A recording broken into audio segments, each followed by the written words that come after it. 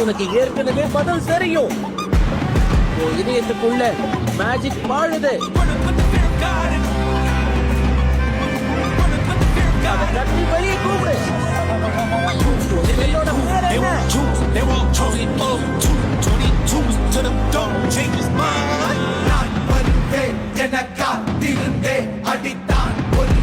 என்ன